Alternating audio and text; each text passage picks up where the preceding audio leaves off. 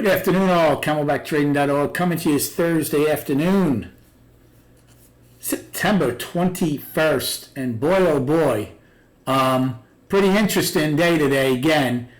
It takes on the same tone as yesterday, but in a lot different way. First off, we all gapped lower. Remember I said, look, I said the gap might take a lot of steam out of the trade, and it did, because until we really flushed in L&M, our range for the day was the same size as the gap that we had to fill. So it definitely took a lot of steam out of it. The other thing was, I didn't expect them to do that in L&M, considering how hard a time they had in ES making new lows on the day and going anywhere, and NQ didn't take out their IB low until L period, which is incredible. You know, NQ never used to play games at days highs and lows until recently. And since I've been noticing it, it's gotten a lot more prevalent. C period, head fake at the IB high. F period at the IB low. Then they rip up in H and I thinking we might get it. And then only to take it out in L. Righty, on the other hand, they love not getting the IB high and low a lot. Once again, a late day push with, I think, 7 or 8 minutes to go, they get their IB low. Utterly unbelievable. So they end up with an 11 wide POC, a price probe, and the gap still holding. NQ does get 9 wide. They end 9 wide, single prints, trend day down, and a price probe, and a gap. We end only 8 wide. I is far enough away from the day's high. I'm using that as an afternoon rally high. We go out with that. We go out with a gap. We go out with a double distribution day, and we go out with a price spike and a price probe. So the bear's pretty impressive. Yesterday we did 86 million with 96 million with the after hours still to go. So nothing great volume-wise considering we're down 1.6% and NQ's down 1.8, right? But it's better, you know, it's, at least it increased. Now, we did take out last month's low in SPY, okay?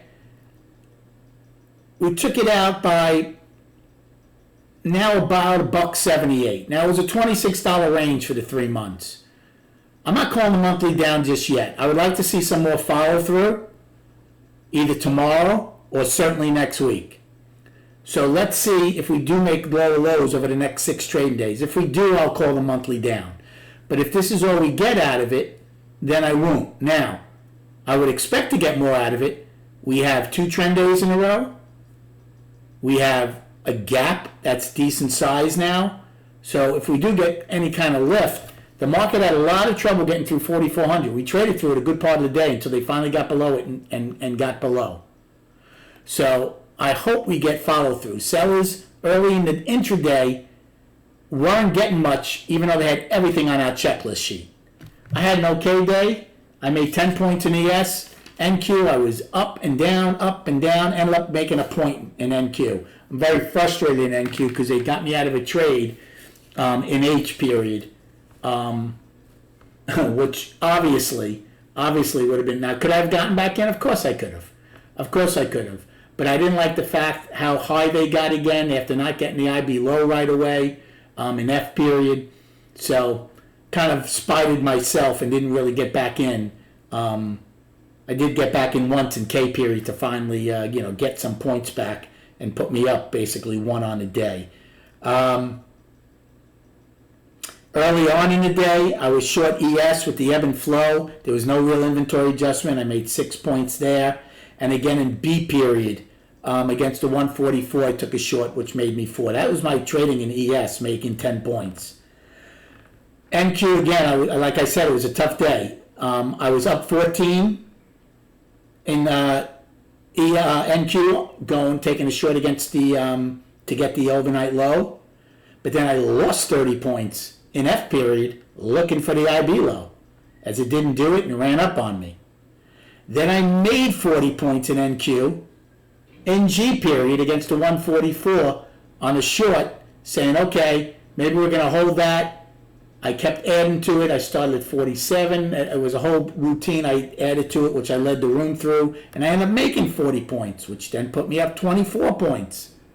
But then in H, I did it again on a short, saying, okay, I think now we're going to lower park, which we eventually did, by the way. We're going to lower park and get going. Well, that was wrong, and I lost 28 points. So at that point, I was down 4, and then again, I finally got back in K to make 5 points, to make 1 measly point in NQ on the day. But even with that, I'm still up 119 in NQ for the week, and I'm actually up now 7 points in ES for the week. So it's not a bad week. I was just very frustrated how hard it was to take out these IB lows, and then when we finally did, look what we freaking do in L&M and even ES. They kept making lower lows but getting nothing for it. I thought for sure we would get 9 wide. That's why I didn't really get involved. I didn't take a long, thank goodness, but I didn't get involved on the short side. Again, tomorrow's another day. I'm having an okay week. I mean, you know, these short-term players, they move the market around and they make it very frustrating at times. But we did read the market right, that it was going to make new lows after they pushed up in H&I. So be it. We've had either lower, higher, overlapping a lower, or overlapping a higher volume for the last like 14, 15, not volume, value, 14 or 15 trading days. We haven't had unchanged in a long time. So that's interesting. Our reference points will now be the price probe, L's low at 432.01 in its SPY, single prints 432.40 to 433.07, our afternoon rally high in I of 434.90, and today's high of 435.97 and filling the gap at 438.43, $2.46 gap. For the downside, 431.23 is today's low. We just missed another weekly low at 431.19, saved by the bell. Then we have 431.16 afternoon pullback low from June 12th and 430.17 weekly low. NES, I have 70.75 is today's low, 65.25 a weekly low, 43.50 monthly low, and then getting into the rollover gap that gets filled at 43.25.50. That's what I have for the downside. To the upside, it's today's price probe of 78.75, single prints 83 to 89 a quarter, afternoon rally high of 07.75, and today's high of 18.50 and filling the gap at 46. So let's go to the chart.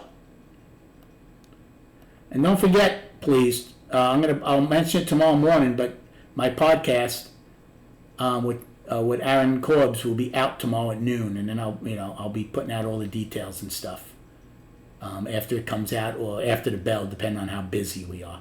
Here is our chart. Now we did take out last month's low by $1.78. Now if this was a daily balance, I would absolutely say we're down. But it's a monthly, so I got to give it a little more leeway. Believe me, I'm not looking for longs, but I'm not going to call it down just yet.